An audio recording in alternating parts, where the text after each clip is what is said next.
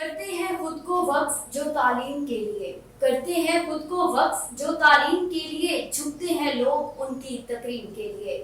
سر سید اظہار حسین شاہ کسی تعارف کے محتاج نہیں، تحصیل توسہ کے تعلیمی حلقوں میں انہیں ایک ممتاز مقام حاصل ہے۔ عرصہ 16 سال سے مختلف تعلیمی اداروں میں تعلیم و تدریس سے منسلک رہے۔ سر اظہار اکیڈمی کے نام سے اپنا ادارہ کھولنے کا اعلان کیا ہے۔ آئیے آج ان سے اس حوالے سے بات کرتے ہیں۔ جی سر، میرا پہلا سوال آپ سے یہ ہے کہ خاندان ابتدائی تعلیم و تربیت سے متعلق آپ بتائیں۔ خاندان کی تعلیم و تربیت کے متعلق آپ نے سوال کیا ہے۔ بسم اللہ الرحمن الرحیم۔ دیکھیں، ہمیں جب بھی سوچنا ہے تھوڑا وسیع سینیریو میں سوچنا ہوگا۔ ہمارا جو اصل المیہ رہا ہے، ہم اپنی ذات سے نہیں نکل سکے۔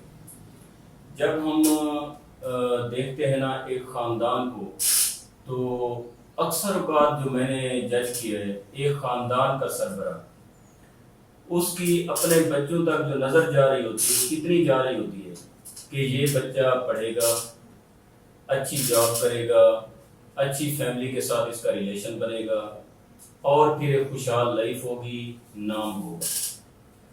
یہ ایک محدود اپروچ ہے سوچ کی۔ میں کہتا ہوں ایک خاندان کا سربراہ سوچ تو ویسے رہا ہے، یہ کیوں نہیں سوچتا کہ میرا بیٹا جا کر تعلیمی میدان میں یا کسی میدان میں قومی دھارے میں جا کے کام کرے گا، اور اس سے جڑی ہوئی لوگوں کی امیدیں ہوں گی، اس سے جڑے ہوئے لوگوں کے مختلف مسائل ہوں گے جن کا یہ حل نکالے گا، اور تاریخ کے دھارے میں جا کر بچے کا عکس کیوں نہیں دیتا۔ تو اکثر کا یہ ہماری لمیٹڈ سوچ ہے۔ میں کہتا ہوں خاندانی نظام میں یہ بنیادی چیز ہے کہ تعلیم و تربیت بنیادی حصہ ہے۔ والدین کو جب پڑھا لکھا ہونا ہوگا تو پھر اس کے بعد سیدھی سی بات وہ اپنے بچوں پر بھی۔ اچھا سر، آپ ادارہ کس وجہ سے کھول رہے ہیں جبکہ پہلے سے بہترین ادارے بھی کام کر رہے ہیں؟ بالکل، دیکھیں اس میں ایک چیز تو واضح ہے کہ تمام ادارے کام کر رہے ہیں، لیکن گنجائش ہمیشہ باقی رہتی ہے۔ کائنات کا نظام ہے کہ کبھی کوئی چیز پرفیکشن نہیں لے سکتی۔ اگر کوئی چیز پرفیکشن لیتی ہے تو پھر تو کائنات کا نظام رک جائے گا۔ تو دیکھیں تمام ادارے اچھا کام کر رہے ہیں، لیکن جو چیزیں میں نے 16 ایئر کام کی ہے، جو چیزیں میں نے ان اداروں میں نوٹ کی ہیں، تو ظاہر ہے جب بھی آپ کوئی سسٹم لے کر آتے ہیں، لانچ کرتے ہیں، تو اس میں کوئی نہ کوئی وہ چیز لے کر آ رہے ہوتے ہیں جس کی کمی ہوتی ہے۔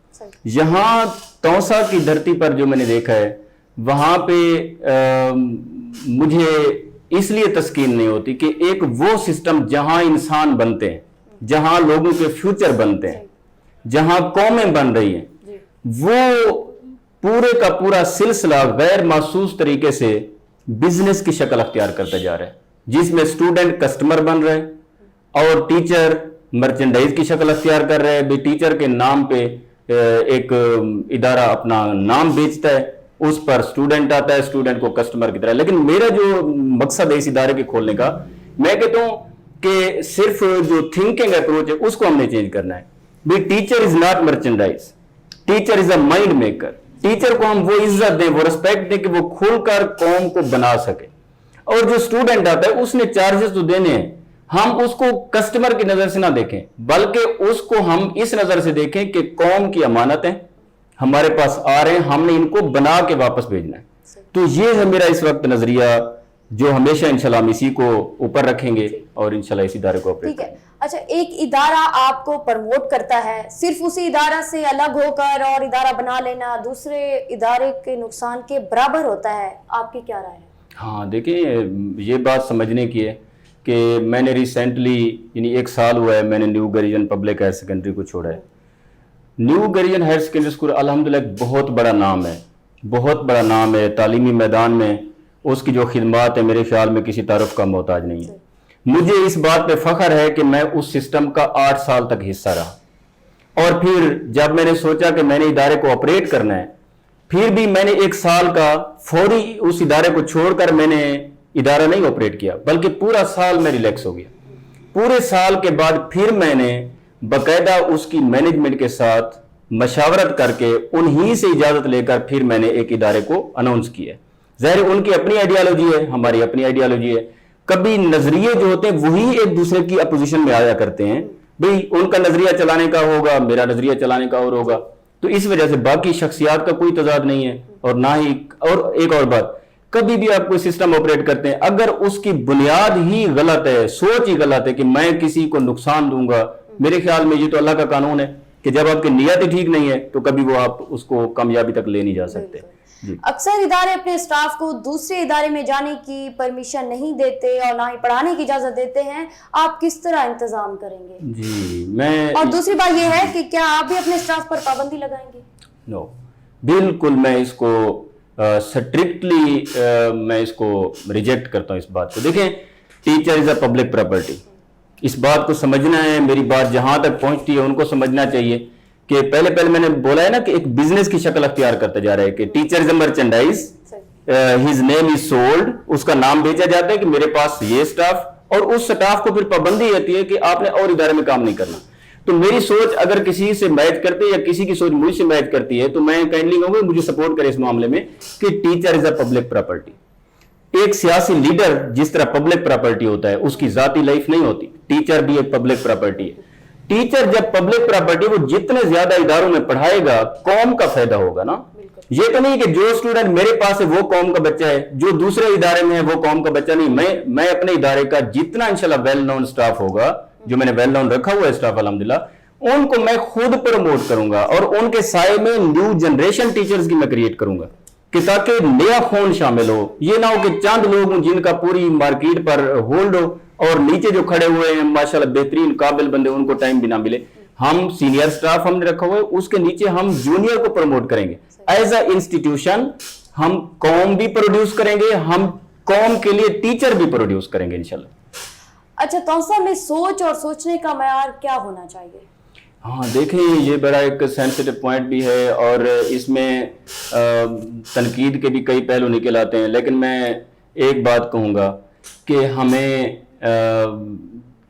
جب تنقید کرنی ہے, تنقید تو لائف میں ساتھ چلتی ہے, جب تنقید کرنی ہے تو میں سب کے لیے میرا یہ میسج ہے کہ تنقید نظریے پہ کی جاتی ہے, کسی کی شخصیت پہ نہیں کی جاتی. جب آپ ایز اے انسٹیٹیوشن کسی دوسرے انسٹیٹیوٹ پہ آپ تنقید کرتے ہیں, آپ اس کی آئیڈیالوجی پہ کریں. بھئی ان کا چلانے کا طریقہ یہ ہے, ان کا طریقہ یہ ہونا چاہیے, ان کا طریقہ یہ ہونا چاہیے. یہ نہ ہو کہ آپ یہ کہیں کہ وہ اس ادارے کو چلانے والے کی ذاتی زندگی ایسی ہے, وہ تو اتنے مسائل میں گھرا ہوا ہے, وہ تو مثال کئی ان کی چیزیں نکالا. اچھا, پھر ایک ادارہ پہلے میں نے آپریٹ کیا تھا, اس میں کیا مسئلہ ہو گیا تھا کہ یہ تو اس فرقے کا ہے, یہ تو اس, یعنی فرقوں کی یعنی سوچ اتنی ابھی گروم نہیں کر سکی کہ ہم کسی شخص کے نظریے پہ اٹیک کریں. نظریے ایک دوسرے سے لڑا کرتے ہیں, آگے ریسرچ کی راہیں بنا کرتی ہیں. ہم کیا کرتے ہیں, نظریے جب نہیں میچ کر سکتے پھر ہم کیا کرتے ہیں, اس شخص کو گرانے کے لیے, جو ادارہ اوپر آ رہا ہے اس کو گرانے کے لیے ہم اس کی ذات پہ اٹیک کرتے ہیں. توسہ میں ایک چیز میں نے دیکھی ہے, یہی میری ریکویسٹ ہے توسہ سے, اور اپنی انشاءاللہ میں انسٹیٹیوشن میں بھی یہ کوشش کروں گا کہ لوگوں کی سوچ اتنی بلند ہو جائے کہ وہ نظریے پہ اٹیک کرنے. اٹیک کا مطلب یہ نہیں کہ آپ اس کو گرا دیں, مطلب دلیل کی جنگ ہوتی ہے, دلائل کی جنگ کریں. دلائل میں یہ مزہ آتا ہے جس طرح اپوزیشن اور حکومت ایک دوسرے سے ایک بات کر رہے ہوتے ہیں. کبھی ذات کی جو لڑائی ہوتی ہے, نہ ہمارے مذہب میں جائز ہے کہ ہم کسی کی ذات کے کئی عیب نکال لیں اور نہ کوئی اور. بلکہ میں اب بھی کہوں گا کہ میرے جتنے بھی اپنا اداروں کے مالکان ہیں, میرے بھائی ہیں, میرے دوست ہیں, ہم اکٹھے کھانے کھائیں گے, ہم اکٹھے دعوتیں کریں گے, لیکن آئیڈیالوجی ایک دوسرے سے اپوز ضرور کرے گی. میں اپنے طریقے سے ادارہ چلاؤں گا, دوسرے اپنے طریقے سے چلائیں. جب بھی مجھ پہ تنقید کریں, میں کھلا اپنے آپ کو پیش کر رہا ہوں کہ مجھ پہ تنقید کریں, لیکن میرے نظریے پہ تنقید کریں کہ میں کس طریقے سے ادارے کو آپریٹ کر رہا ہوں. میری ذات پہ کریں گے تو ہر انسان عیبوں سے بھرا ہوا ہے. کئی انسان ہیں جو غریب فیملی سے تعلق رکھتے ہیں, کچھ امیر فیملیوں سے. تو اس طرح یہ میرے خیال میں سوچ کا بہت گھٹیا سا اور بہت نیچا سا معیار ہوتا ہے جب آپ کسی کی شخصیت پہ اٹیک کرتے ہیں. آپ اسٹوڈنٹس کو کیا بنا کر دکھانا چاہتے ہیں جس سے طلباء اور والدین سے دوسرے اداروں سے یہ واضح فرق محسوس کریں, یعنی طلباء اور والدین دوسرے اداروں سے واضح فرق محسوس کریں؟ جی بالکل.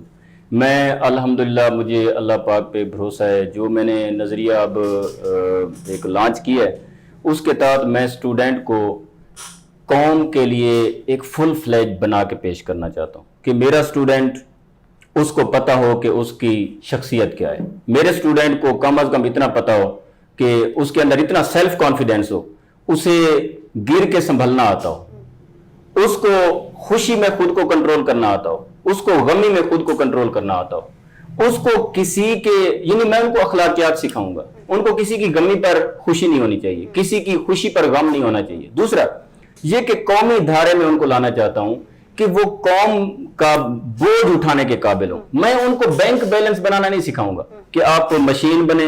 عموماً میں دیکھتا ہوں لوگ آتے ہیں بھئی یہ فیلڈ لے لو, اس میں اتنے پیسے ہیں, اس میں اتنے, بھئی پیسہ تو اللہ نے دینا ہے, رزق اللہ نے دینا ہے, آپ انسان جنریٹ کریں, انسان بنائیں. انسان کے اندر فیلنگز ہوتی ہیں, انسان کے اندر درد ہوتا ہے, دکھ ہوتا ہے. میں کہتا ہوں وہ ایک دوسرے کے لیے تڑپتے دکھائی دیں, ایک دوسرے کے لیے ایک دوسرے کو اٹھاتے دکھائی دیں. اس طرح کی میں قوم بنانا چاہتا ہوں. جی تحصیل توسہ اور پاکستان کے نوجوانوں میں کس چیز کا فقدان ہے؟ جی تحصیل توسہ اور پاکستان کے نوجوان, آپ نے 2 سوال اکٹھے کر دیے. تحصیل توسہ کے نوجوانوں میں لیک آف کانفیڈنس, بالکل اعتماد کی کمی ہے. یہ اسٹیج پر نہیں آ سکتے, اپنا انٹرویو نہیں کرا سکتے, محنتی ہیں لیکن بند کمرے میں بیٹھ کے محنت کرنے والے, ٹھیک ہے, بس کتابی کیڑے بن جاتے ہیں. ان کو یہ اپنا سپورٹس فیسٹیول نہیں کرائے جاتے, ان کو ایکٹیویٹیز نہیں کرائی جاتی. توسہ میں اس چیز کی کمی ہے کہ نیشنل ایونٹ نہیں منائے جاتے. اسٹوڈینٹس کے بولنے کو دوسرے الفاظ میں ایک ڈس اوبیڈینس سمجھا جاتا ہے. لیکن میں اپنے ادارے میں انشاءاللہ میں نے جو ترتیب بنائی ہوئی ہے وہ یہ کہ مہینے میں ایک موٹیویشنل اسپیکر آئے گا جو ان کو فریش کرے گا, کیونکہ بچے پڑھتے پڑھتے تھک جاتے ہیں, ان کو فیوچر کی راہیں دکھائے گا. دوسرا ہم قومی ایونٹ منایا کریں گے, ہم اپنی اسٹڈی پہ جتنا فوکس کریں گے, ساتھ جتنے بھی قومی ایونٹ آئیں ہم وہ بھی منائیں, یوم دفاع منائیں, یوم آزادی منائیں, اس کے علاوہ یوم پاکستان منائیں, تاکہ ان کو ہر چیز کا پتہ ہو, جنرل نالج میں بھی اضافہ ہو. ساتھ یہ کہ ان کے اندر حب الوطنی کی کمی ہے. اگر ہم تھوڑا سا مزید احاطے میں چلے جائیں, جو میں دیکھتا ہوں کرپشن جتنی بھی ہو رہی ہے وہ لیک آف پیٹریوٹزم کی وجہ سے ہو رہی ہے, کہ ان کو ملک سے پیار نہیں ہے, اپنی ذات سے پیار ہے. تو یہ ہم ان کو وائڈ رینج سکھائیں گے کہ اپنی ذات سے نکلو, تھوڑا سا لوگوں کو اپنے احاطے میں شامل کرو. تعلیمی میدان میں کیریئر بنانے کے لیے کیوں سوچا؟ عام طور پر لڑکے میڈیکل, انجینئرنگ اور اس کے بعد بزنس کی طرف جاتے ہیں. ہاں, اٹ از مائی پیشن, یہ میرا جذبہ رہا ہے. میں الحمدللہ میرا تعلیمی کیریئر بہت اچھا رہا ہے, بے شک جیسا بھی میں پسماندہ ماحول میں پڑھا ہوں, لیکن جو چیزیں میں نے فیل کی ہیں شاید وہ ایک رائل فیملی میں پلا ہوا آدمی نہیں فیل کر سکتا. میں خود ایک بالکل پسماندہ ماحول میں پلا بڑھا ہوں. میں نے دیکھا ہے کہ غریب کیا ہوتا ہے, غربت کیا ہوتی ہے, اس کے جب حسرتیں ٹوٹتی ہیں غریب کی تکلیف کتنی ہوتی ہے. اور میں نے دیکھا کہ جب ایک غریب کا بچہ ناکام ہوتا ہے تو اس کے ساتھ جڑی ہوئی والدین کی امیدیں کس طرح زخمی ہوتی ہیں. تو یہ ساری چیزیں میں لے کر آگے بڑھ رہا ہوں. باقی آپ نے سوال کیا کہ آپ نے اس شعبے کو کیوں چنا.